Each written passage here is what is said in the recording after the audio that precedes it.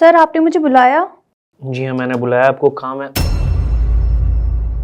रूपा यहाँ मेरे ऑफिस में वो भी गार्ड का नौकरी कर रही है।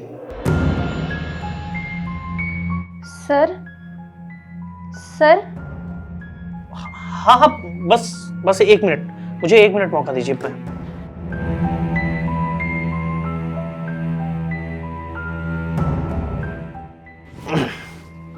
हाँ जी, कहिए, कौन है आप?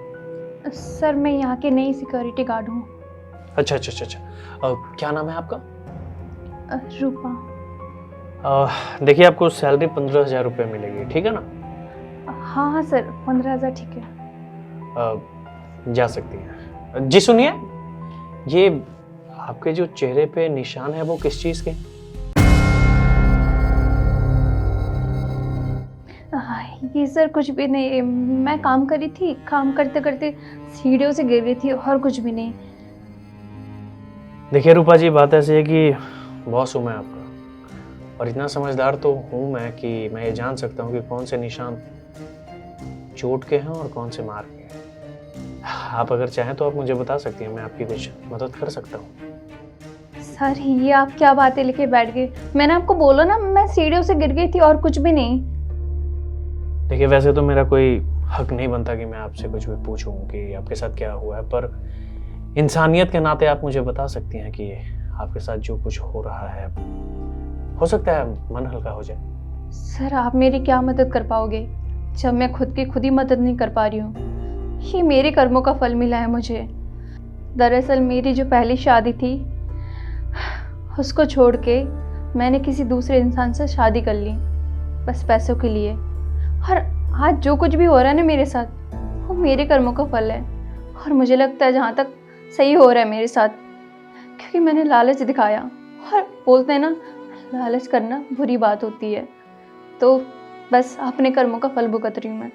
सर जिससे मेरी अभी शादी हुई है ना, वो मुझे बहुत मारता है, दारू पीता है, नशे करता है। जो मैं कमाती हूँ ना, आज जो मैं ये काम कर रही हूँ, उसी की वजह से कर रही हूँ।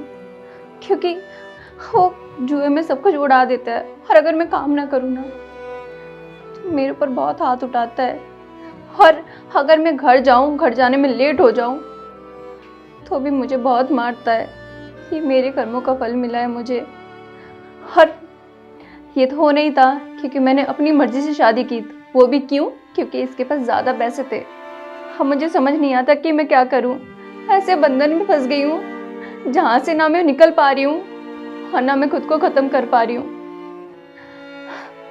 मैं बस फंस गई हूँ सर, और कुछ भी नहीं। और सर जो मेरे पहले हस्बैंड थे ना, वो बहुत अच्छे थे। वो मुझसे प्यार करते थे, मेरी इज्जत करते थे, मेरी केयर करते थे। लेकिन मैंने क्या किया? मैंने उनको छोड़ के किसी और से शादी कर ली, वो भी पैसों की वजह से।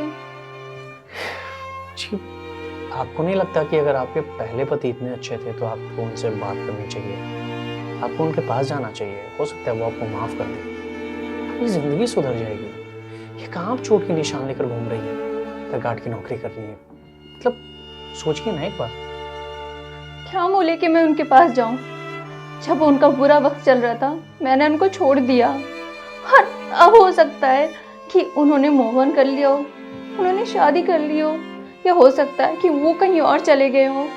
वो मुझे एक्सेप्ट नहीं करेंगे, क्योंकि मैंने उनके साथ बहुत गलत किया।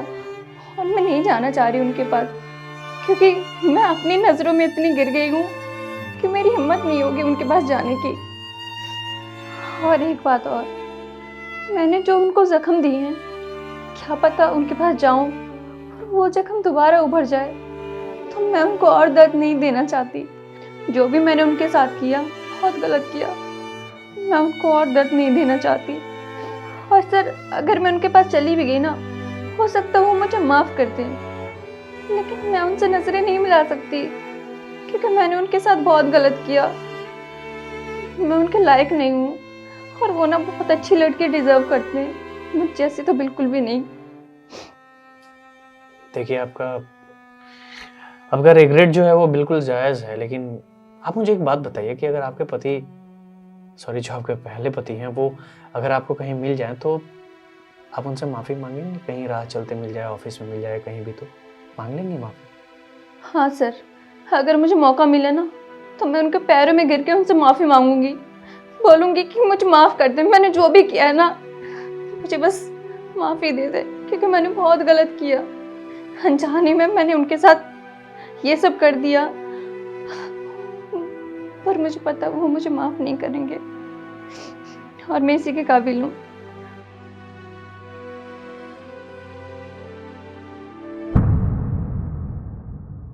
तुम्हें माफ़ी मांगने की ज़रूरत नहीं है। जज्बात, तुम यहाँ? मेरी गरीबी की वजह से तुम मुझको छोड़ के गई थी ना। उस सदमे ने मुझको ऐसा झकझोरा है ना कि मैंने सोच लिया था कि अपने ज़िंदगी में गरीब तो नहीं रहना है। बहुत टूटा, बहुत बिखरा, कोई समेटने वाला नहीं था। लेकिन पता है रूपा, मैंने दिन रात मेहनत की, दिन रात। मैं पता नहीं कहाँ कहाँ भटकता था, लेकिन मैंने सोच लिया था कि मुझे पैसे कमाने हैं, मुझे बड़ा आदमी बनना है पैसों से। मैंने 2 साल बहुत मेहनत की, मैंने कंपनी खड़ी कर दी। पर मैं यही सोचता था उन 2 सालों में कि तुम अपनी लाइफ में बहुत खुश होगी, जिसके साथ होगी अपनी ज़िंदगी में आगे बढ़ गई हो। वो सारी खुशियाँ, वो सारे ऐशो आराम तुम, जिसकी कमी तुम मेरे साथ हमेशा महसूस करती थी। मैं अपने रिश्तों को एक और मौका देना चाहता हूँ। क्या तुम मेरा साथ दोगी? नहीं जज्बात, मैं तुम्हारे साथ वापस नहीं आ सकती। मैं तुम्हारे लायक नहीं हूँ। मैंने तुम्हारे साथ बहुत गलत किया था, मैं वो दोबारा नहीं करना चाह रही। रूपा प्लीज देखो, तुमने अपने ज़िंदगी में बहुत गलत डिसीजन लिए और मुझे उन चीज़ों पे बात भी नहीं करनी।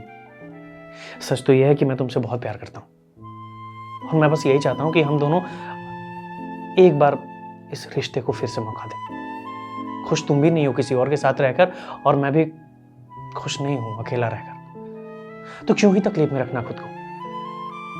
मैं देख रहा हूं तुम्हें, तुम खुश नहीं हो और तुम मुझे देखो ना। मैं बस ये चाहता हूं कि हम दोनों फिर से एक हो जाएं, इसलिए मैं चाहता हूं कि तुम मुझे मौका दो। हाँ जज्बात, जरूर हम नई शुरुआत करेंगे। हम सब कुछ ना नए से स्टार्ट करेंगे। पुराना जो भी था ना सबको भूल जाएंगे। एंड आई प्रॉमिस, मैं ऐसा कभी नहीं करूँगी। तुम्हारे साथ मैं कभी नहीं छोड़ूंगी। तुम मुझे एक बार मौका दे रहे हो ना, मैं ये मौका ना गवाऊंगी नहीं। मैं तुम्हारे साथ कभी गलत नहीं करूँगी।